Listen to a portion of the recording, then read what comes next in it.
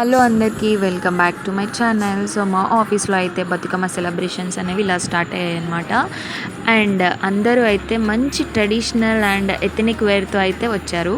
And finally ఇప్పుడే వచ్చిన fresher ముత్యాలకైతే ఆ ఫెస్టివల్ వైబ్ అనేది చాలా ప్లెజెంట్గా ఉంది.